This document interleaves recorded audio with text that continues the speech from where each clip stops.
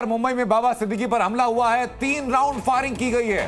बाबा सिद्दीकी को पास ही में अस्पताल ले जाया गया।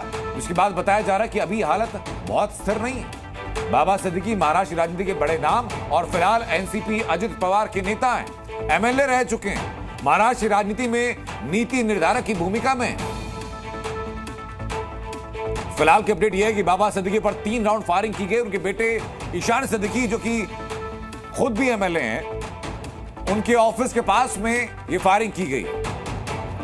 अभी लीलावती अस्पताल में इलाज जारी है। हम कोशिश लगातार कर रहे हैं कि लीलावती अस्पताल से जैसे कोई उनका मेडिकल बुलेटिन आता है या उनके स्वास्थ्य को लेकर कोई अपडेट आती है वो आप तक पहुंचाए। लेकिन फिलहाल बड़ी अपडेट ये है, और जैसे ही खबर सामने आई कि बाबा सिद्दीकी पर यह हमला किया गया है, फायरिंग हुई है, तो पूरे इलाके को कॉर्डन ऑफ किया गया है। पूरे इलाके में पुलिस बल को अलर्ट पर कर दिया गया है। अब सर्विलांस हर जगह किया जा रहा है। जिन्होंने फायरिंग की है उनको तलाशा जा रहा है। हमारे सहयोगी अश्विन पांडे लगातार हमारे साथ बने हुए हैं। अश्विन, क्या अपडेट है बाबा सिद्दीकी पर हुई फायरिंग को लेकर के और उनकी सेहत को लेकर के? जी देखिए, उनकी सेहत बहुत क्रिटिकल बताई जा रही है। अस्पताल में बहुत क्रिटिकल स्थिति में उन्हें लाया गया था।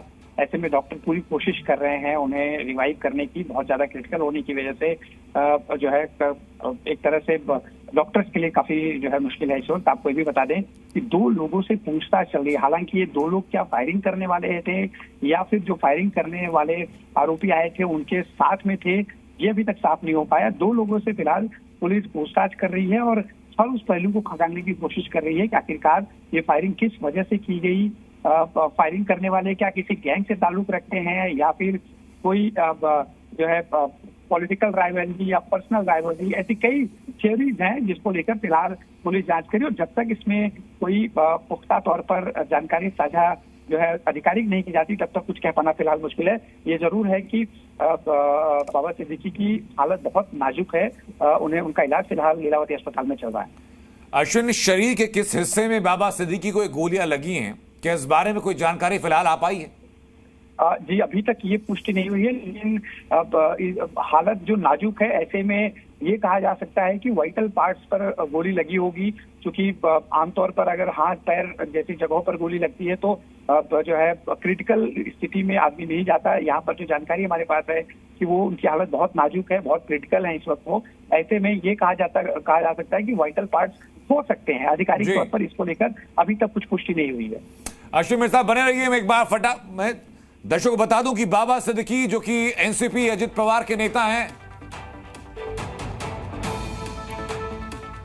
अज्ञात हमलावरों ने गोली मारी है और अभी अपडेट ये कि गोली मारकर उनकी हत्या कर दी गई। हमारे सहयोगी अश्विन लगातार बने हुए हैं हमारे साथ। अश्विन, ये अपडेट सामने है कि उनकी हालत जो नाजुक बनी हुई थी, डॉक्टर से सफल नहीं हो पाए।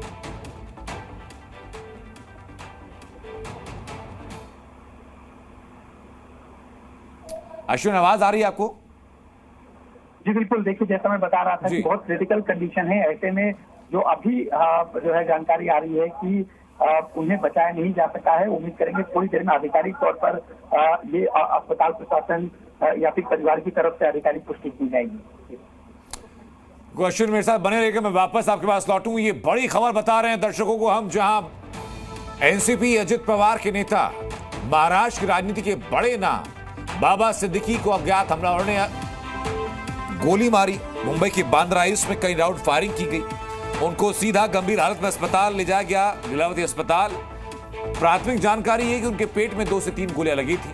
डॉक्टर्स ने कोशिश की, लेकिन दुखद खबर ये कि बाबा सिद्दीकी को डॉक्टर्स रिवाइव नहीं कर पाए। और अब अपडेट ये कि उनकी गोली मारकर हत्या कर दी गई। बाबा सिद्दीकी जो कि 48 साल तक लगभग कांग्रेस में रहे, उसके बाद हाल ही में एनसीपी अजित पवार गुट में शामिल हुए। अभी अपने बेटे के ऑफिस के पास वो थे, जो कि हमारे सहयोगी अश्विनी जानकारी दे रहे हैं। बांद्रा ईस्ट में वो ऑफिस था जहां उनके ऊपर ये फायरिंग की गई। अश्विनी, क्या बांद्रा ईस्ट के उस इलाके में जहां पर उनके बेटे का ऑफिस था, आसपास की सीसीटीवी फुटेज से कोई क्लू सामने आया? क्योंकि अपडेट तो ये भी आ रही है कि पूरा जो प्रशासनिक अमला है उसको हाईलाइट पर रख दिया गया है। जी बिल्कुल, देखिए जानकारी है कि उनके साथ पुलिस की सुरक्षा भी थी। हालांकि कैसे इतनी बड़ी जो है लापरवाही हुई, कैसे इस घटना को आरोपियों ने अंजाम दिया, ये एक चौंकाने वाला है। उम्मीद करेंगे कि सब कुछ चीजें कुछ देर में और भी साफ होंगी। पुलिस इस पूरे मामले में पूरी तरह से अलर्ट पर है। और क्योंकि बाबा सिद्दीकी लोकप्रिय नेता अपने इलाके में रहे हैं, ऐसे में कोई कानून व्यवस्था की स्थिति खराब ना हो, ये भी पुलिस के सामने एक बड़ी चुनौती है। हमलावर कौन थे, क्या मंशा से उन्होंने इस हमला को अंजाम दिया, ये सब कुछ जो है थोड़ी देर में उम्मीद है कि साफ होगा। अश्विनी, क्या इसके पहले बाबा सिद्दीकी को कोई किसी तरीके की धमकी, परिवार को कोई खतरे का अंदेशा जताया गया था? जी, इस तरह की कोई अधिकारिक कभी कोई जानकारी सामने नहीं आई कि बाबा सिद्दीकी के परिवार की तरफ से कोई या बाबा सिद्दीकी की तरफ से इस तरह की कोई धमकी भरी शायद कहीं आई हो। बाबा सिद्दीकी सलमान खान के बेहद करीबी दोस्तों में भी रहे हैं। ऐसे में कई बार जब सलमान खान के ऊपर जो अटैक, उनके घर पर जो फायरिंग हुई थी, जी अश्विनी, उसको लेकर अश्विनी मैं वापस आपके पास लौटूंगा, इस खबर पर आप बने रहिएगा। और ये जो अपडेट है कि 2 लोगों से पूछताछ की जा रही है, पूछताछ में क्या सामने आता है बताएंगे आपको। जी न्यूज़।